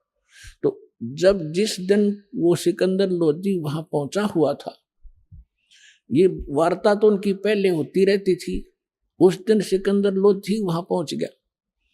तो उस दिन मुसलमानों का दाव लग गया कि आज इसकी कंप्लेंट कराएंगे। ये वीरदेव सिंह बघेल तो हमारी बात सुनता नहीं, क्योंकि ये तो इसका शेष हो चुका है, और सिकंदर लोधी के आने से हम उसको बताएंगे। तो क्या है, काजी पटक कुराने को उठ गए सिर पीट, गरीबदास जुल्हा कही ये बानी अकल अदीठ। जुल्हे दीन बिगाड़िया काजी आए फेरे, गरीबदास मुल्ला मुर्ग अपनी अपनी बेरे। अब परमात्मा कहा करते, गरीबदास जी बता रहे हैं, कबीर साहब ये ज्ञान सुना रहे थे कि तुम आज मुर्गे को मार रहे हो, गाय को मार रहे हो, बकरे को मार रहे हो, अगले जन्म में आप मुर्गा बनोगे, मुर्गा बनेगा काजी, और ये तुम्हारी गर्दन काटेगा। ऐसे टिट फॉर टेंट यहाँ सदा बना रहेगा, तो क्यों ऐसे पंगे में पैर देते हो तुम, आगे फिर गला कटाओगे। तो ये ज्ञान भगवान दे रहे थे, लेकिन वो शैतान मान नहीं रहे थे। मुर्गे से मुल्ला भाई, मुल्ला से फिर मुर्गे। क्या कहते हैं कि मुल्ला तो मुर्गा बना और मुर्गा बना मुल्ला, ये तुम्हारा फिर गर्दन काटेगा। मुर्गे से मुल्ला भये, मुल्ला फिर मुर्गे, गरीबदास दो जगदसे इन पाया नहीं स्वर्ग। काजी कलमा पढ़त है बाँचे फिर कुरान, गरीबदास इस जुल्म से थर डूबे दो जिहान। यानी यहां भी दुखी पाप कर्म इकट्ठे करके जाओगे, आगे नरक में डाले जाओगे। दोनों दीन दया करो, ओए होए पुणात्माओं, भगवान किस प्रकार हमें समझाया करते, हम इसे अनाड़ी हो गए। दोनों दीन दया करो तुम मानो बचन हमारे, गरीबदास सूर गऊ में एक बोलन हारे। यानी एक जैसा जीव है, ऐसा ही सूअर का, ऐसा ही गाय का। सूर गऊ में एक है, गाय भखो ना सूरे। गरीबदास सूर गऊ दोहू का एक नूरे। मुल्ला से पंडित भये, पंडित से भय मूल। गरीबदास तज बैर भाव, तुम कर लो सोलम सूल। कि तुम आपस में प्यार से रहो, आपस में कंप्रोमाइज करो, किसी को दुखी ना करो, मारो मत, आपस में लड़ो मत। हिंदू झटके मारे ही ये मुस्लिम करें हलाल। गरीबदास दोनों धर्म का वहां होगा हाल बेहाल। अब हिंदू तो ये कहते हैं हम एक ही झटके से सूअर को काट देते हैं या बकरा काट देते हैं, जो बलि चढ़ाते हैं उसमें उसको पीड़ा नहीं होती। और हिंदुओं के जो बलि चढ़वाने वाले गुरु कहते हैं हम एकदम झटके से मार देते हैं और उसको पीड़ा नहीं होती। और मुसलमान क्या कहते हैं, हम तो धीरे धीरे प्यार से काटते हैं और कलमा पढ़ते रहते हैं और धीरे धीरे प्यार से काटते हैं। परमात्मा कहा करते यदि देखो चाहे झटके तो मार दो, चाहे धीरे धीरे मार दो, उसकी जान तो गई। ला तुम्हारी गर्दन काटे, किसी तरह कहोगे उसी तरह काट दूंगा, आओ एक जना। बकवास करते तो हमने ज्ञान नहीं, केवल बकवाद भाई। भगवान ने समझाया तो हम उनके दुश्मन बन गए। रब की रूह मारते ये खाते मोरे मोरे। गरीबदास उस नरक में खुन्नी को नहीं ठोरे। उगोड़े ऊंट अटक नहीं ये तीतर क्या खरगोश से। गरीबदास ऐसे कुकर्मी से वो अल्लाह है 100 को से। तुम सोचे हो भगवान पालेंगे, 300 रोजे खून करत हो कैसे हो दीदारा। दिन में तो रोजे रखे और सांझ पड़ी जब मुर्गी मारी। खाक भक्ति है तुम्हारी, दिन में तो भूखे मरे भगवान के लिए और शाम ने भगवान की वह मूर्ति काट दी, भगवान का बनाया हुआ मुर्गा। एक बाबा जी साधु संत जा रहा था, रास्ते में एक झोंपड़ी थी, उसमें कुछ व्यक्ति एक देगची में कोई वस्तु उबाल रहे थे, पका रहे थे। उस संत ने पूछा कि क्या बना रहे हो भक्तों? उन्होंने कहा बाबा जी महाराज जी मुर्गा बना रहे हैं। उसने कहा अच्छा भाई मुर्गा बना लेते हो तुम? हाँ जी दिखाना। उन्होंने ढक्कन उठा कर दिखाया, उसमें वो मांस उबालन लग रहे, उसके हाड उड अंदर ही उबलन लग रहे और उसकी पांख पड़ी बराबर में। वो कहने लगा रहा बना तो भगवान ने रखा था, तुमने तो बिगाड़ दिया। यू तुमने बना तो भगवान ने रखा, तुमने बिगाड़ दिया, इसका सारा नाश कर दिया। अब आगे परमात्मा क्या कहते हैं, अब कैसे खाओ, क्या भोजन खाओ? बासमती चावल पके, बासमती चावल पकाओ, गरत खांड टुक डारे। घी और खांड डालो चावलों में। गरीबदास करो बंदगी, भाई कूड़े काम निवारे। भक्ति करो, ये बुढ़े काम छोड़ दो, ये बुरे काम छोड़ दो। बासमती चावल पकाओ, गरत खांड टुक डारे। गरीबदास करो बंदगी, कूड़े काम निवारे। फुलके धोवा दाल कर, तुम हलवा रोटी खाओ। गरीबदास का जी सुन, मिट्टी मांस ना पकाओ। कहते हैं बढ़िया दाल और बढ़िया फुलके बनाओ, हलवा रोटी खाओ, काजू किस्मत सेब संतरे खाओ। ये अड़ंगा क्यों खाते हो, पाप के भागी क्यों बनते हो? अपने आत्माओं आप जी को इसके साथ साथ दास वो ज्ञान सुनाना चाहता है जो परमात्मा सुनाया करते थे, दोनों को समझाया करते थे। अवगत महल की सुन बात, एक का एक संग ना साथ। क्या बताते थे कि यहाँ से जब तुम जाओगे ना तुम्हारा भाई साथ जाएगा, ना बेटा साथ जाएगा, ना माँ साथ जाएगी, ना पत्नी, ना कोई संपत्ति साथ ले जाओगे। अवगत महल की सुन बात, एक का एक संग ना साथ। जासे हुआ सकल जिहान, ओंकार पंच विमान। ब्रह्मा विष्णु शंकर आदि, अवगत ध्यान सुन समाधि। फिर बताते हैं, माया मूल का है बास, जोरा काल हंस गिरा से। हंसा कौन विधि छूटे, के जोरा काल तिसे लूटे। कि कैसे तुम्हारा छुटकारा होगा, काल तुम्हें भ्रमित कर रहा है, तुम्हारी पुण्य कमाई को वह स्वर्ग में लूट लेता है। फिर उत्तर देते हैं, सतगुर मिले संत सुजान, तो या मिटे आवाजान। नेमी नेम कर भूले, उर्दमुख पीहिंग कस झूले। पंच अग्नि लगावे पीठ, सौदा ज्ञान सकल बसीठ। मुंडित जट्टा जोटम बेख, डूब्या सकल बिना विवेक। बिना ज्ञान के ये सब डले ढोरे हैं। क्या कहते हैं कि कोई तो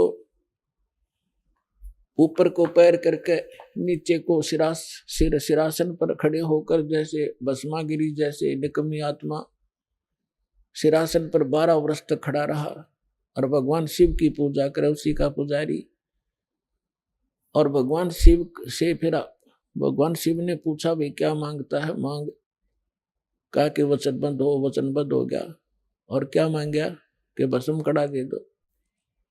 किस लिए तपस्या कर रहा था? कि शिव जी ने मार दूंगा, पार्वती ने पत्नी बनाऊंगा।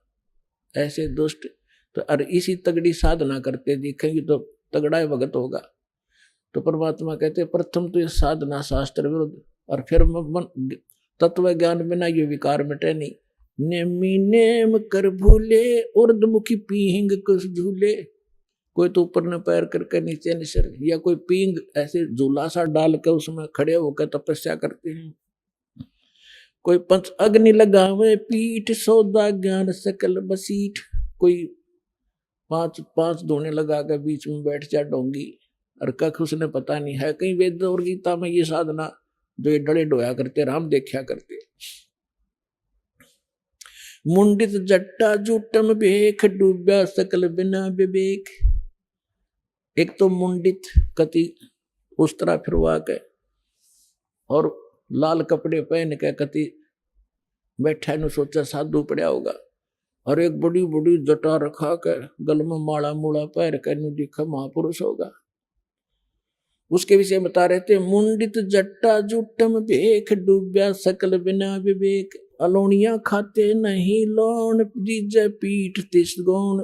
जरने बैठते हैं मूड, जिम पंचग्रा समरूड। एक है गुफादारी सिद्ध, सो तो पड़े जम के बंद। कुटीचर मांगते हैं चून, जन्म न भोया, जन्म न बीजा बोया। बोन अर्पण करें वो एचार को, पोथी लिए खरका बार। एक है उदासी जान, पाया नहीं सतगुरु ज्ञान। एक है तर्क त्यागी तीर, अंदर बहुत माया भीड़। एक है दंडधारी डाग, बन के कीजिएंगे बाग। आपने देखे होंगे ये शंकराचार्य जैसे और वीर की परंपरा में एक वो रखते हैं, एक लाठी सी, उसने दंड बोलते हैं, डंडा।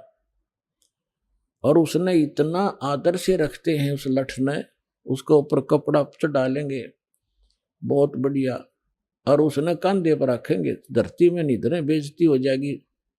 उस लठ ने दंड बोला, दंड, उसको दंडी स्वामी कहते हैं। और जैसे कहीं स्नान करते हैं या खाना खाते हैं, या तो ऊपर रखेंगे किसी खुट्टी खाटी में बड़ी जचा के, या एक लिए खड़ा रहेगा, दूसरा नहा लेगा उन लठा ने दोनों ने। तो परमात्मा कहती है भक्ति का मार्ग इनका। एक है दंडधारी डाग, कीजे बन के कीजिएंगे बाग। आज ये साधना ठीक ना करके ये मनमुखी जो साधनाएं कर रहे हैं, अगले जन्म में ये जंगल में अन्य प्राणियों की योनियों में जाएंगे। एक तो नगन है नागा जिसे नहीं सूझता आगा, ये नागा फिरते हैं। कहते एक नगन है नागा जिसे नहीं सूझता आगा, यानी उसको भविष्य का ज्ञान नहीं।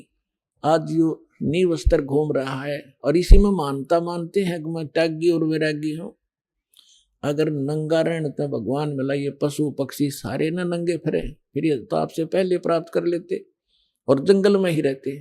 परमात्मा ने अकल दी है, अपने जितना गर्मी सर्दी से बचने के लिए वस्त्र पहनो और किसी भी अपने क्षेत्रानुसार अपने किसी प्रकार के कपड़े पहनो, लेकिन वो सुविधाजनक हो।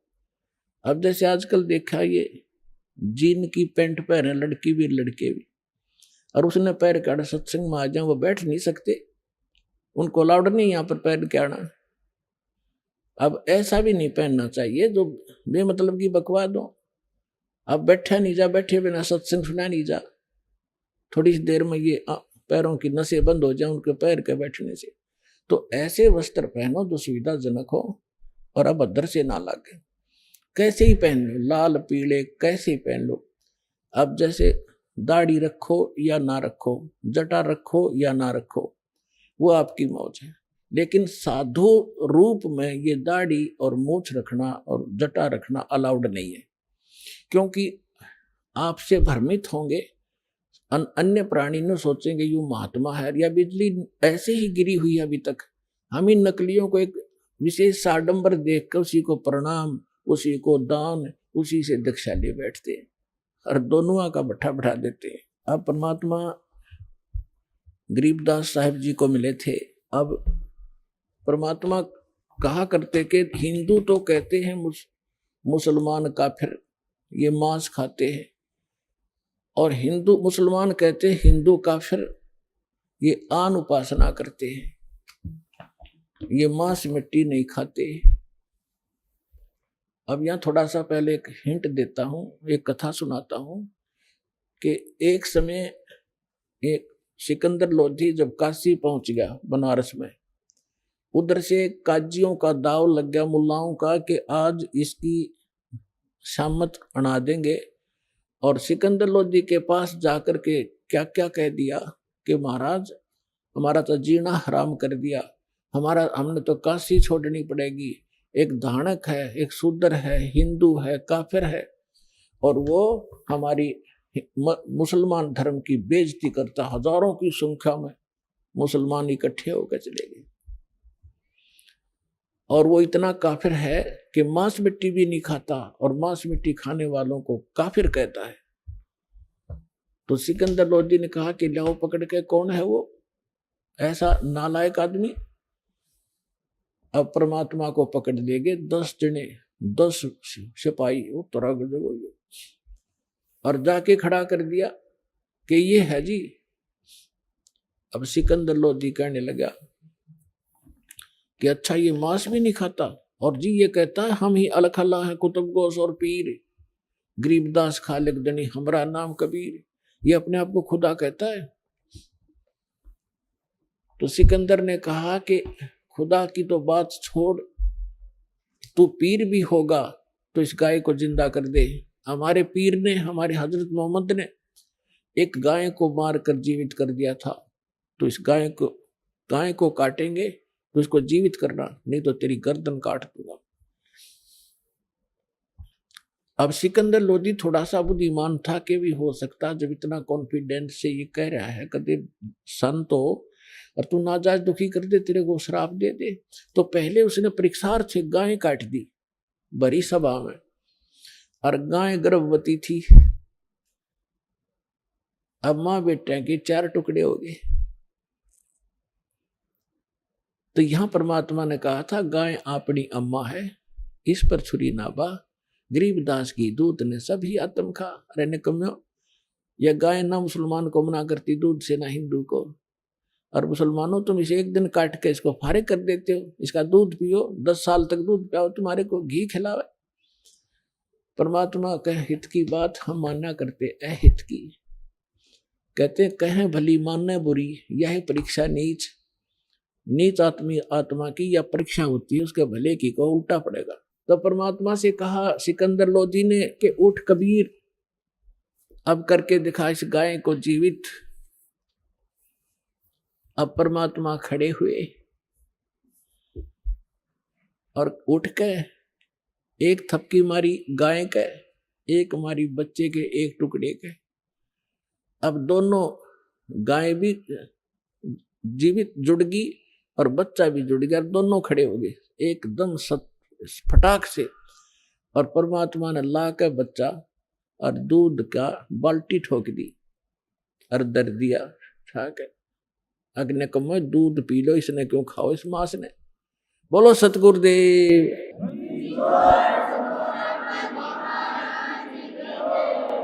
हम ही अलख अल्लाह हैं। अब जिस समय सिकंदर लोधी ने पूछा, साहा सिकंदर कह गए काजी पटक कुरान, गरीबदास जुल्हदी पर इब हो है खेचा तान। अब गरीबदास जी बता रहे हैं कि सिकंदर लोधी के पास पहुंच गई है सारे काजी और मुल्ला मुसलमान औरों को लेकर के। कहते हैं इब उस परमात्मा के साथ खेचा तान कर रहे हैं। अब क्या क्या कह रहे हैं सिकंदर लोधी को, गरीबदास जी की वाणी को सुनाते हैं। तोरा सरा उठा दिया काजी बोले यूं, गरीबदास पगड़ी पटक अलख अला मैं हूं। अब काजी मुल्लाओं ने अपनी पगड़ी उतार कर नीचे फेंक दी, मारी तो इज्जत का नाश कर दिया। यूं नो कह मैं अल्लाह हूं। और मुसलमान धर्म में साकार में अल्लाह को नहीं मानते। जो ऐसा कहता वो काफिर है और दंडित किया जा सकता है, मृत्यु का भी अधिकारी है, मौत का। कि वो तो नो कहा मैं अल्लाह हूं। 10 ऐधी तलबा हुई वो पकड़ जुल दिलावे। 10 सिपाही गए भगवान को पकड़ने के लिए। गरीबदास उस कोटन को मारत नहीं संकावे। ऐधी लाए बांध कर सा सिकंदर पासे। गरीबदास का जी मुल्ला फिर पगड़ी बह आकाश। खुश हो रहे उस दिन, अगले आज इसका काम बन जाएगा सारा। अब इसको सरेआम कत्ल करवा देगा सिकंदर लोधी। फिर पगड़ी सर पर धरकर खूब खुश हो रहे। काजी 5000 हैं ये मुल्ला पिटे से। गरीबदास ये जुल्हदी का फिर बिस्वे बीस। हमारी मिहर दया इसके नहीं। देखो सारी उल्टी रीत। अब क्या कह रहे हैं वो काजी मुल्ला कि हे भगवान इसका दया नहीं, अरे मांस इतना निर्दयी है, मांस मिट्टी भी ना खाता। देख इनके काम बुद्धि भ्रष्टों के। जो माटी मांस नहीं खाता वो तो निर्दयी, और जो मुर्गी खावे, बकरे खावे, गाय खावे, और वो देवता। मेहर दया इसके नहीं ये मिट्टी मांस न खाए। गरीबदास मांस पकावो और मोमन ले वो बुलाए। इन्होंने क्या स्कीम बनाई थी कि आज इसको मांस खुआवाएंगे और गाय का खिलाएंगे, और नहीं तो इसकी गर्दन काट देंगे। ये तैयारी कर रहे थे। तेरा गजब हो। मोमन भी पकड़े गए संग कबीरा माए। कबीर साहब के मुंह बोले माता पिता नीरू नीमा को भी पकड़ लाए। गरीबदास उस सहरे में फिर पकड़ पछाड़ी गाए। शाह सिकंदर बोलता कहो कबीर तू कौन है।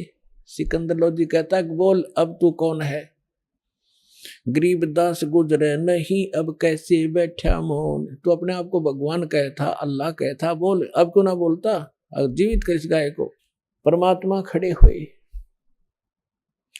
हम ही अलख अल्लाह हैं कुतुब गोस और पीरे। गरीबदास खालक धनी हमरा नाम कबीरे। हम ही अलख अल्लाह हैं, वो बेचून जिसको तुम बेचून बेचून करते हो, अल्लाहु अकबर कहते हो, वो अल्लाहु अकबर मैं हूं। हम ही अलख अल्लाह हैं कुतुब गोस और पीरे। गरीबदास खालिक दनी यानी सारी सृष्टि का मालिक हूं मैं, हमारा नाम कबीर। मैं कबीर सरबंग हूं। सरबंग माने वासुदेव हूं, सबके ऊपर मेरी सत्ता है।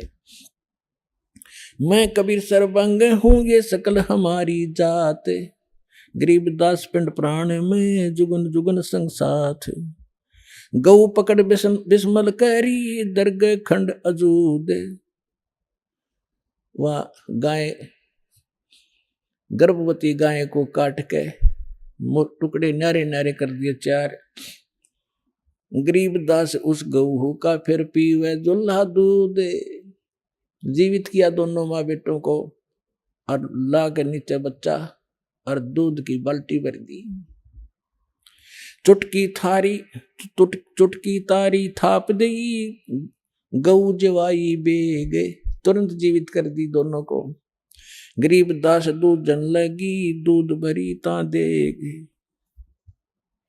सा सिकंदर देख कर यो पर्चा प्रथम भया, सा सिकंदर पास गरीबदास काजी मुल्ला वह होगे बहुत उदास। ले तेनू पकड़ के गाछ ने मार डालेगा, हमारा रोड़ा निकल जाएगा।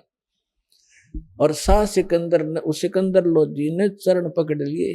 परमात्मा ऐसे खड़े हैं और उनको इतना एक तेजो में स्वरूप दिखा जो आसमान तक अड़ा हुआ था, शीश आकाश में मालिक का। सिकंदर लोधी देख के अल्लाह का स्वरूप सामने खड़ा, चरणों में गिर गया, दंडवत प्रणाम करी मुकुट समेत दिल्ली के बादशाह ने। सा सिकंदर देखे करे बहुत बड़े मुस्कीन, गरीबदास गत शेर की वहां थर के दोनों दीन। खड़े रहे जो खम्ब गति, साहा सिकंदर लोटे। परमात्मा खड़े हैं दृढ़ होकर और सिकंदर लोधी दंडवत प्रणाम कर रहा है। अब फिर परमात्मा कहते हैं, अगरम मगरम छाड़ दो तुम मान हमारी सीख, गरीबदास कैसा हासे बंक डगर है लीक। काजी मुल्ला उठ गए साह कदम जदली ने, गरीबदास उस जुल्हैदिक का ना कोई सरवर की ने।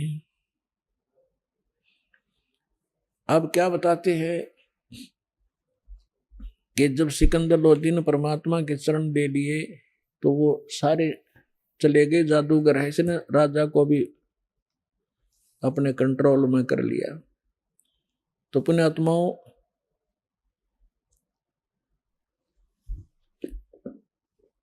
ये सब प्रकार के ज्ञान से आपको परिपूर्ण करना पड़ेगा ताकि आप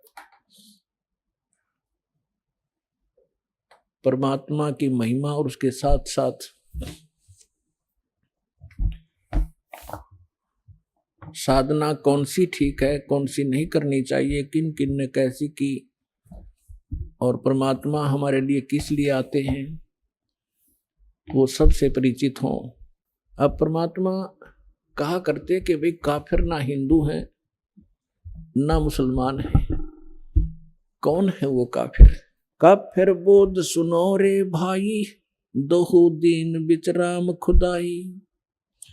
अब परमात्मा कहते हैं काफिर कौन होते हैं, चाहे वो हिंदू हैं या मुसलमान या कोई धर्म के लोग हैं, व्यक्ति हैं जो ऐसी गलतियां करते हैं, वो काफिर हैं। कौन?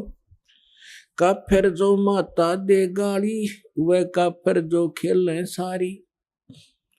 काफिर ज्ञान काफिर दान यज्ञ नहीं करही, काफिर साधु संत से अड़ही। वो काफिर हैं जो माँ को गाली देते हैं, वो काफिर हैं जो साली के साथ बकवाद करते हैं, काफिर वो हैं जो दान यज्ञ नहीं करते, और वो काफिर हैं जो संतों के साथ बकवाद करते हैं। काफिर तीर्थ व्रत उठावे, सतवादी जन नाम लोलावे। वो काफिर हैं जो तीर्थों पे जाते हैं और व्रत आदि करते हैं। व्रत हिंदू भी करते हैं, मुसलमान भी रोजे व्रत को ही कहते हैं। काफिर तीर्थ व्रत उठावे, सतवादी जन नाम लोलावे। जो सही सतवादी, सत्य के ज्ञान को समझने वाले, वो केवल नाम पर ही आधारित होते हैं। काफिर पिता वचन उल्टाई, इतने काफिर दो जग जाही। जो पिता के वचन को उलटते हैं, पिता के वचन को नहीं मानते हैं, वो काफिर होते हैं। यहाँ परमात्मा व्यवहारिक बात बता रहे हैं। लेकिन जहां पर अध्यात्म मार्ग आता है और पिता को ज्ञान नहीं है और वो विरोध करता है, मना करता सत भक्ति में लगने से, वहां पिता के वचन की उल्लंघना करने से हानि नहीं। प्रमाण देते हैं, प्रहलाद भगवान की भक्ति करते थे, हिरण्यकशिपु उसको विरोध करता था कि तू ये काफिर, इस मेरे दुश्मन का नाम मत ले विष्णु का, तो मेरी भक्ति कर, लेकिन नहीं माने थे। तो उससे विजय पिता की हार हुई थी, पुत्र की विजय हुई थी। लेकिन व्यवहारिक काम में अपने पिता का की आज्ञा का पालन जरूर करे, क्योंकि पिता कभी भी अपने बेटा और बेटी का अहित नहीं सोच सकता। ये दूसरी बात है, पिता को वो ज्ञान ना हो उसके मार्ग का, उसके व्यवसाय का, उसके वचन को सुने और फिर उसको समाधान बताओ, पिताजी ऐसा करेंगे तो ये हानि होगी और ऐसा करेंगे तो ऐसा ठीक रहेगा, तो फिर पिता अवश्य से मानेगा। और उसको कहे, उसको एकदम एक टूक जवाब नकारात्मक नहीं देना चाहिए, उसकी आत्मा दुखेगी। फिर उसको प्यार से समझाओ, जी ऐसे करेंगे तो ऐसा होगा, फिर वो अवश्य आपके हित में ही यश करेगा। वे काफिर जो बड़बड़ बोले, काफिर कहो घाट जो तोले, बड़बड़ बोले। ये ज्ञान किसी ने है नहीं, अटपट पूरी आरती सुना देंगे, कोई दोहे सुना देंगे, श्लोक घोट रखे हैं, पता नहीं कितनी वाणी सुना देंगे। तो काफिर सो जो बड़बड़ बोले, काफिर कहो जो घाट जो तोले। जो डंडी मारता है ना, कम तोल में देता है या मिलावट करता है, कहती इसे व्यक्ति होते हैं काफिर। वह काफिर ने हत्या रखे, वो काफिर पर दारा तक। जो ब्याज लेते हैं वो काफिर होते हैं। पुण्यात्माओं, परमात्मा की मर्यादाओं से अपरिचित हो, परमात्मा के मार्ग में आने के बाद हमारी आंखों का जो अज्ञान वाली आंखों का मोतिया बिंद था वो साफ हो गया। उसके बाद हमें दूर तक दिखाई देने लगा। प्रारंभ में जब हमने इस मार्ग को प्रारंभ किया, हमने एक जीप फाइनेंस कराई थी। हमारे भक्त जीप फाइनेंस कराने के लिए फाइनेंसर के पास गए रोहतक, तो उसका एक भाई जज स्वयं वो फाइनेंसर का मतलब है ब्याज पर पैसे दिया करता, प्राइवेट फाइनेंसर था। तो जैसे तैसे उसे हमने जीप ली। फिर हमारे भक्त जहाँ भी जाते हैं वो समझाने की चेष्टा करते हैं। कई बार उसके पिताजी बैठे मिल जाते थे उसके वहां पर, जब किस्त भरने जाते थे।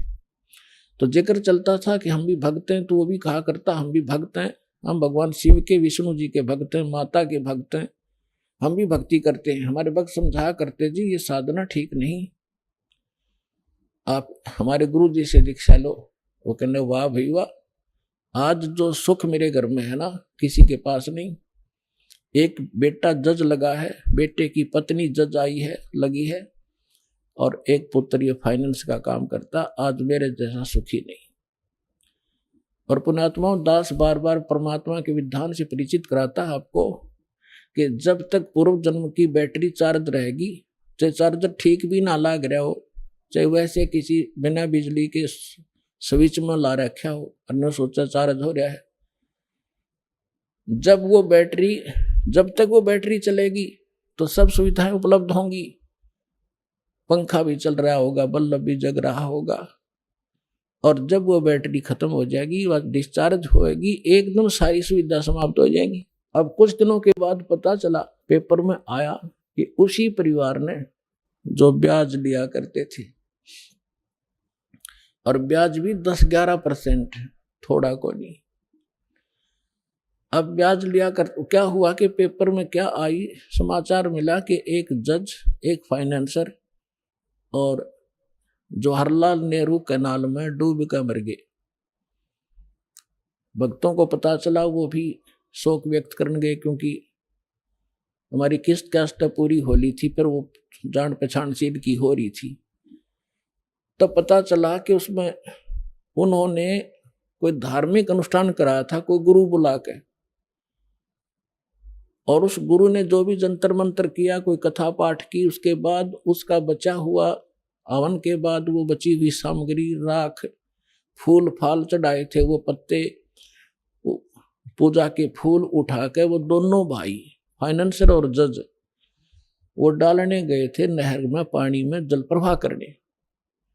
साथ में उनका ड्राइवर था। गाड़ी पटरी पर खड़ी करके और एक दूसरे का उन्होंने पहले ऐसे फेंक दिया, वो पटड़ी टेढ़ी काफी है ऐसी, वो पानी तक ना गिरा, वो सारी सामग्री पटड़ी पर गिर गई। उन्होंने सोचा इसको तो नहीं बनी बात, एक दूसरे का हाथ पकड़ लिया। थे वह भारा भारा मोटे मोटे है, एक दूसरे का हाथ पकड़कर एक नीचे को जाकर उसको यूं करने लगा, उसके पैर फिसल गया। अब हाथ पकड़ रहा था, करड़ा गिर, दूसरा भी गया। पानी था फुल, दोनों डूब कर मर गए। तीसरे दिन लाश पाई थी सालावास पंप हाउस पर जाके। अब उस घर में जो कैर टूट रहा था शायद किसी के पास ऊपर नहीं होगा उस दिन।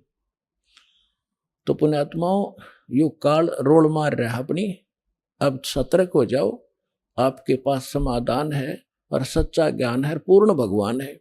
अब इसकी संरक्षण में आओ। समर्थ का शरणाग हो, रंग होरी हो, भाई कदे न हो ए काज राम रंग होरी हो। तो अब वो परिवार नास्तिक हो जाएगा। काल यही चाहता कि नास्तिक हो जाए, ये साधना ठीक करें, नहीं न भगवान से मिलने वाली रात मिले नहीं, और ये भगवान की चाह छोड़ दे और परमात्मा की ये लगन रही है कि इनमें आस्था बनी रहे, इस बिचली पीढ़ी तक लाए आपको। और काल ने कैसा जुल्म कर दिया, सारा चीन नास्तिक कर दिया, सारा रूस नास्तिक कर दिया। और थोड़े से दिन में ये राधा स्वामी धनधर सतगुरु वाले जो पंथ, ये निरंकारी या साराम जैसे और ये सुधांशु जैसे जो नकली संत आचार्य शंकराचार्य, इनसे साधना लाभ तो कुछ होना नहीं। पहले जब ये चले थे तो हमारे पूर्वज वैसे पुण्यकर्मी प्राणी थे, उन पर आपदाएं वैसे ही कमाया करती थी, उनके पिछले संस्कार ठीक थे। और अब 30-30 साल राधा स्वामी के अंदर साधना करके ब्रांड माटी करवा के लड़का मर गया, लड़की विधवा होगी, स्वयं को डायबिटीज हो रही है, फलाना हो गया, और अब आवे रोते हुए।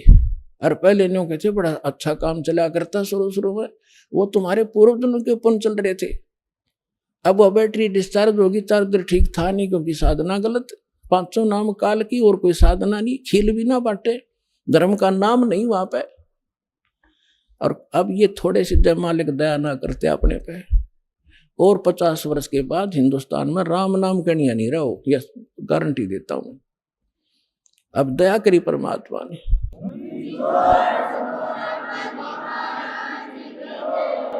वह काफर ऋण हत्या रखे, वो काफर जो परदारा ताके, काफिर सवाल सुखन को मोड़े, काफिर प्रीत नीच से जोड़े।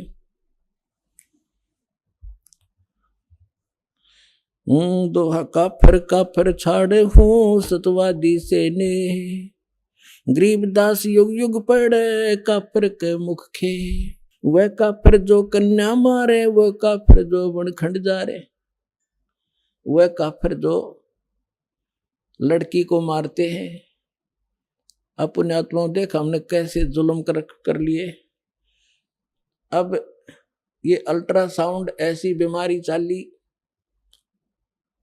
जिसके एक लड़की होगी, दूसरी लड़की गर्भ में है तो तुरंत गर्भपात करवा देते। अब तो सरकार ने थोड़ा कंट्रोल कर रखा है, ये अल्ट्रासाउंड वगैरह ये नहीं बताते लड़का है लड़की। तो गर्भ में बेटियों को मारने लगे। क्यों बता, बेटी कोई दो आप लड़के से ज्यादा खाती है, तो कारण क्या था कि हमने अपनी परंपरा बिगाड़ ली। और ये बिगाड़ते हैं मायाधारी मस्करे। आप देखते हो इन फिल्मों के अंदर कोई बारात दिखाते हैं और वो उसमें फिल्म में क्यों उनकी तो बनावटी बकवास है, फिल्म दिखाते हैं और 1 किलोमीटर तो तू करने वाले आगे पाछा डीजर फंड दिखावे। अब वो आग देखते देखते हमारे आम जनसाधारण में आ गई। ये मायाधारी मस्करे लड़कियों को लागे ज्यादा धन देन, मोटरसाइकिल कार दे दी, फलान दे दी। अब गरीब की बेटी उसने देख कर आवे, अपनी माँ ने बतावे अकवा फलाने की बेटी इतना लेगी है। अब वह माँ कहे फिर अपने पति थे, अक बेटी ऐसे बोल रही थी। अब पिता कोई बालक थोड़ा ही है, वो भी समझता है कि मेरी बेटी क्या चाहती है, तो ना चाहते हुए उसने उतनी फॉर्मेलिटी करनी पड़े, चाहे सस्ते तो सस्ती कैसे भी हो, वो आइटम पूरे करने लग गए। अब गरीब आदमी नू मारा गया लड़की को, कि लड़की के फिर ब्याह में खर्च, फिर लड़का हो गया, बालक हो गया, फिर ये पी लिया और एक नया मुकदमा शुरू कर लिया, फिर कुआ पूजना। अरे पूजना चाहिए भगवान, माथा मारे कुएं में जाके, कुएं में पड़ के मरोगे। तो ये सारी बकवाद हमने परंपरा गलत बना ली। अब इन परंपराओं को हटाएंगे। भगत का पहला कर्तव्य है इन बकवादों को छोड़ना पड़ेगा। परमात्मा के मार्ग में हम हल्के होकर चल सकते हैं। सफर में कोई गठड़ी बांध के और ज्यादा वजन उठा के चलना चाहे कभी नहीं चल सकेगा। तो इसलिए तो ये कहते हैं वो काफिर जो कन्या मारे, और वो काफिर जो बनखंड जा रहे, वह काफिर जो कन्या मारे, वो काफिर जो बनखंड जा रहे, वह काफिर जो नार हिताही, वो काफिर जो तोड़े बाही। वो काफिर है, नीच है वो व्यक्ति जो औरत को मारते हैं। वह काफिर जो अंतर काटी, वह काफिर जो मंदिर जाती। वह काफिर जो देवल जाती, देवल माने मंदिर में पत्थर पर माथा फोड़न जावे, भक्ति करी नहीं जाती। जो सच्चा जना उसका पता नहीं, इन जिसने मूर्ख ने भगा दिए उसी तरह तुम लग रहे हो। तो वो काफिर हैं जो देवल जाते, मंदिर जाते हैं, या और कोई आन उपासना ये घोर गोमज को पूछते हैं। वह काफिर जो डाक बजावे हैं, वो काफिर जो शीश हलावे। कहते हैं जब सत्संग चले, आपने देखा होगा इसमें माता के जागरण में वो गाने वाला भी नाचे और सुनने वाले भी नो करो। तो कहते हैं जहां पर सिर हिलाया जाता है वो काफिर होते हैं, वो सभा अच्छी नहीं होती। वह काफिर जो शीश हलावे, जो वो काफिर जो डाक बजावे, वह काफिर जो करें कंदूरी, वो काफिर जिन नहीं सबूरी। वह काफिर जो बकरे खाई, वो काफिर नहीं साधु जमाही। यानी जैसे अब सभी भक्त आते हैं यहाँ पर, जो दान नहीं करते भक्तों के आहार के लिए, सुविधा के लिए, वो काफिर हैं। जैसे गीता अध्याय नंबर 3 के श्लोक नंबर 10 से लेकर 15 में कहा है कि जो व्यक्ति परमात्मा ने उनको जैसा भी संस्कार वश उसके संस्कार में धन दिया है, उसके आधार से जो धर्म नहीं करता तो वो व्यक्ति पाप ही खाता है, परमात्मा का चोर है। वह काफिर जो मांस मसाली, वह काफिर जो मारे हाली, जो हाली को मार देते हैं उस जैसा पापी नहीं। वैसे तो मृत्यु किसी, हत्या किसी की भी कर दो, लेकिन विशेष बताई है कैसे जुल्म नहीं करने चाहिए। वह काफिर जो खेती चोरे, वह काफिर जो मारे मोरम। ओए अब देखो 600 वर्ष 250 300 वर्ष पहले गरीबदास जी ने ये कहा था कि जो मोर को मारते हैं, वैसे तो किसी भी पक्षी को नहीं मारना चाहिए, लेकिन मोर जैसे सिर्फ जानवर को भी मार देते हैं। कोई हिंसक जानवर है, घातक हो रहा है, वह दूसरी बात है, उसको मार दिया जा सकता है। जैसे सर्प है, डसने की पोजीशन में है तो उसको मार देने में पाप नहीं है। और मोर न मारे बेमतलब वो बकवादी, यानी जैसे शिकार खेलने वालों के लिए संकेत है। पूज्य देई धाम को, पूज्य देई धाम को, शीश हलावे जोए। गरीबदास साची कहे, हद काफिर है सोए। काफिर तोड़े बनज व्यवहारम, काफिर जो चोरी यारम। अब जैसे किसी से आप कोई व्यवहार करते हो, किसी लेन देन करते हो, और उसमें जो हेरा फेरी करता है, समय पर लेन देन नहीं करता है, तो वो भी काफिर होते हैं। या झूठ कपट बोल के यूं कहे कि ना इतने नहीं दिए, इतने थे। काफिर आन देव को माने, काफिर गुड़ को दूध है साने। जो गुड़ और दूध खाते हैं इकट्ठा, वो भी काफिर बताए हैं। वह काफिर अनरुचि खाई, वह काफिर जो बोले साई। वह काफिर जो अंडा फोड़े, काफिर सूर गऊ को तोड़े। वह काफिर जो अंडा खाते हैं या सूर या गऊ किसी को भी खाते मारते हैं, वो काफिर है। काफिर भेग, काफिर भेख भेख को मारे, वो काफिर कूड़ा ज्ञान पसारे। वो काफिर हैं जो गलत झूठा ज्ञान प्रचार करते हैं, वो महाकाफिर हैं। अब क्या बताते हैं, सन्यासी बैरागी, सन्यासी बैरागी सेवड़े तन पर छार लगावे हैं, 500 नार 2500 लड़के धुंधुदार मचावे हैं। यो भी बैदा है बैदे से वेद अलैदा, यो भी बैदा बैदा क्यों जाण्या, हम सतगुरु बैठे न्यू जाण्या। अब गरीबदास जी समझा रहे हैं परमात्मा से प्राप्त ज्ञान के आधार से कि बैरागी सन्यासी सेवड़े ये तन पर राख रमावे हैं और 500 नार 2500 लड़के धू धू धार मचावे हैं। अब जैसे अज्ञान के कारण प्रेरणा पाकर के भोली आत्माएं घर त्याग कर जंगल में चले जाते हैं, सन्यासी हो जाते हैं, कर्म सन्यासी बन जाते हैं, सारे शरीर पर राख लपेट लेते हैं और कहते हैं हम बैरागी हो गए, हमने सब त्याग कर दिया। परमात्मा कहते हैं कि आप जी ने घर त्याग दिया, एक स्त्री छोड़ दी, नारी को छोड़कर चले गए इसलिए कि ये भक्ति में बाधक है। अब परमात्मा क्या कहते, एक नारी त्याग दीनी 5 नारी गैल बे, पाया न द्वारा मुक्ति का सुखदेव करीबो सैल बे। एक नारी त्याग देनी और ये 5 नारी गैल बे साथ, कौन कौन सी, काम क्रोध मोह लोभ अहंकार, ये सारी ये 5 तेरे साथ हैं। इन त्याग बच्चों जब वैरागी बनेगा। घर त्याग देने मात्र से, वस्त्र त्याग देने मात्र से वैरागी और सन्यासी नहीं बन सकते। अब क्या बताते हैं, सट दर्शन सट भेख कहावे, बहुविध दूं दौर मचावे।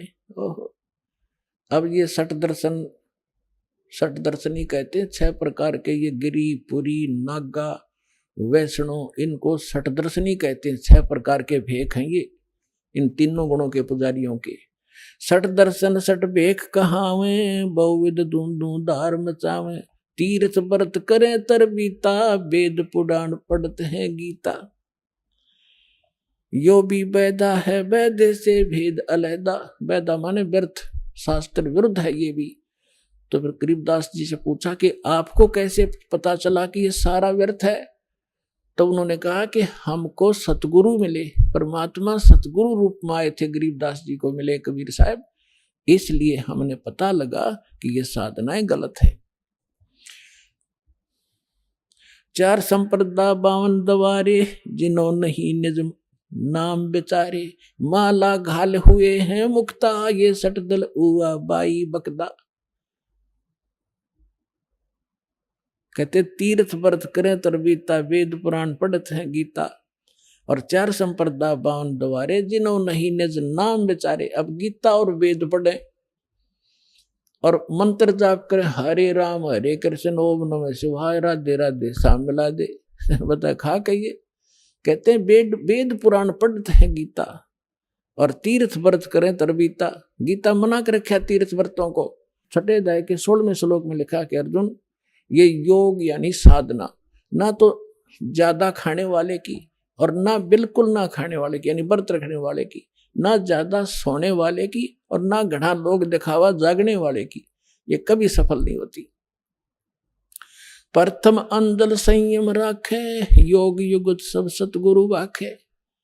अंजल का संयम करे, इतना भी नहीं खावे, दड़ी पक्का खा ले और फिर अंगड़ाई टूटे नींद आवे, और इतना भी कम नहीं खाना चाहिए। जैसे दास पहले हनुमान का पुजारी था और मंगलवार का व्रत रखा करता, छोटी उम्र तय। अब उस दिन मंगलवार तो याद रहा करता जो मंगलवार है, और जब तक रोटी नहीं मिल लेती इतना हनुमान कम याद आया करता, रोटी घनी याद आया करती। वो भूख, क्यों बालक थे, भूख उठे नहीं, न देखा करते कब 12 बजे और रोटियां तो छके। तो परमात्मा कहते हैं समय पे खाना खाओ, अंजल संयम रखे, संयम से खाओ। इतना भी मत कम मत खाओ जिस तरह कति कड़म टेढ़ी हो जा आंत मुस जा, और इतना भी मत खाओ कि आलस हो जा। अब क्या बताते हैं, तीर चार संप्रदा 52 द्वारे है, जिन्हों नहीं निज नाम विचारे। जिन्हों निज नाम ही नहीं पता क्या ये 10 नाम ही क्या होते हैं, इनके 10 नियम हैं, बस उन 10 नियमों ने याद रखें। और जय हो शिव जी, शंकर भगवान की जय हो, बस हर हर महादेव, इस तरह के गीत गाते रहें। ये कोई मंत्र है? माला घाल हुए हैं मुक्ता, गल में माला पहन ली, माथे का तिलक लगा लिया, टिक्की बिंदी ला ली, न सोचा हो गए पार। कहते हैं कंठी माला सुमरनी, पैरे से क्या हो, ऊपर ढूंढा साधु का, अंतर रख्या खो। ऊपर से तो महात्मा दिखे कंठी माला पहन पैर के, अंदर खख भी नहीं, ना ज्ञान ना भक्ति साधना ठीक तेरी। सन्यासी 10 नाम कहावे, शिव शिव करे न संशय जावे। निर्वाणी निकच्छ निसारा, भूल गए हैं ब्रह्म द्वारा।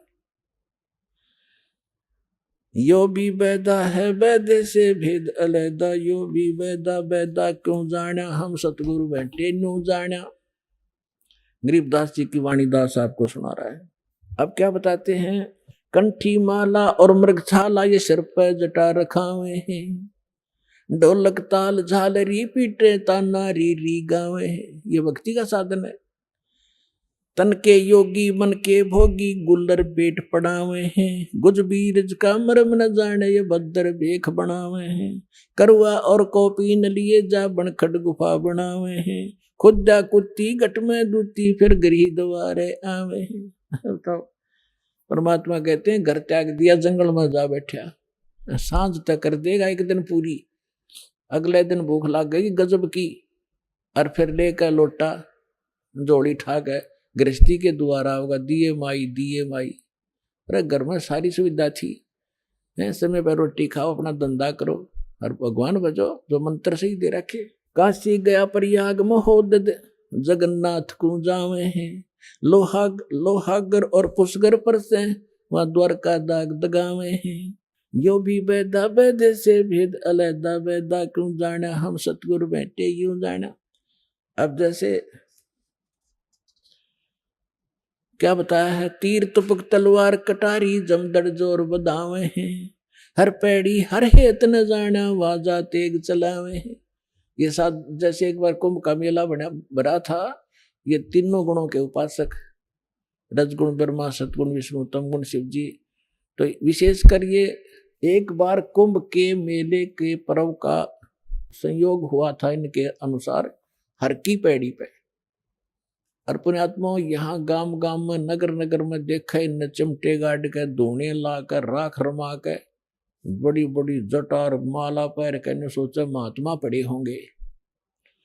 अब वहां जाकर कुंभ के मेले पे जब ये क्या करते हैं, गिरी एक ग्रुप में, पुरी न्यारे, नागा अलग से, सन्यासी न्यारे, वैष्णो अलग से, ये सब अपने अपने ग्रुप में वहां इकट्ठे हो जाते हैं। कनपाड़े न्यारे, बिना कनपाड़े नाथ अलग से।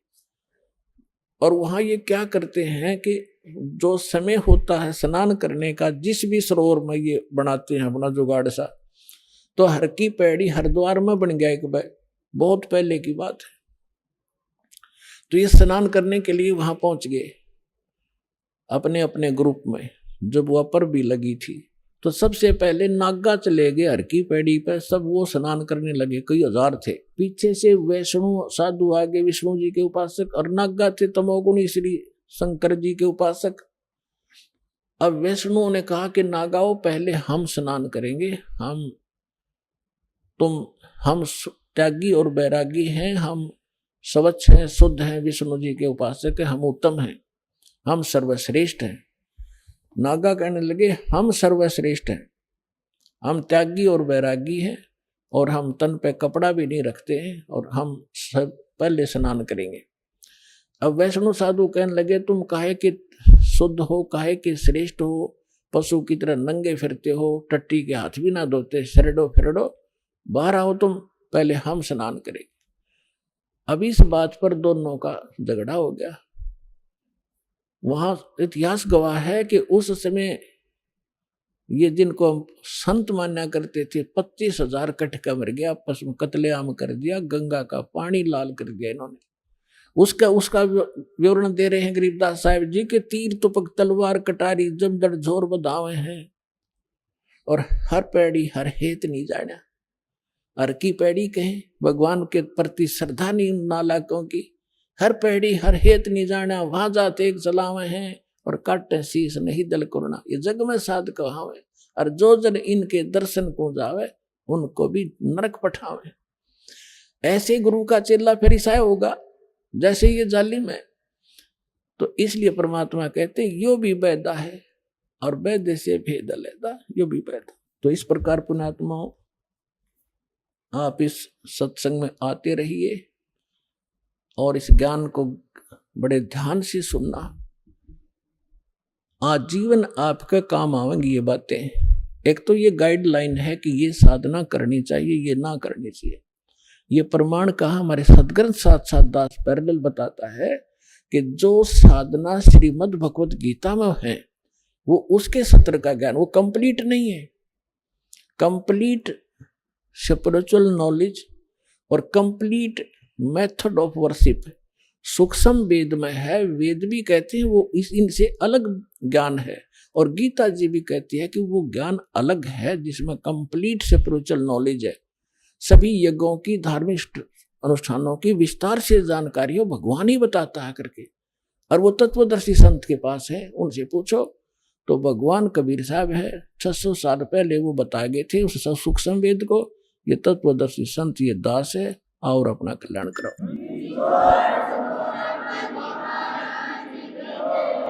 पुण्यात्माओं सौभाग्य आपका, राम नाम की चर्चा अपने सुनने को मिल गई ना। सारा दिन इस पेट के धंधे में दादे मर गए, पड़दादे मर गए 2 रोटी के लिए, सारा और भूत बने फिरते हैं। अब एक भक्त ने चिट्ठी लिख कर दी है, आज ही पकड़ाई है। वो उसने लिखा है कि ये हम किसी के पास ये झाड़ा झपटा सीखा करते हैं। अब वो झाड़ा झपटा करने वाला मर गया, ये वो भूत बनकर हमने सतावे है तो ये इसे गुरु थे अपने, ये वो सारे भूत बने अंडे हैं। तो परमात्मा कहते झूठे गुरु के आश्रय कदे ना उदरे जीव, और सच्चा पर गुरु सत कबीर है आदि परम गुरु पीर। कहते हैं झूठे गुरु मर गए वो हो गए भूत मसान। तो पुण्यात्माओं प्रत्येक ज्ञान और इस परमात्मा के महिमा को ध्यान से सुनो।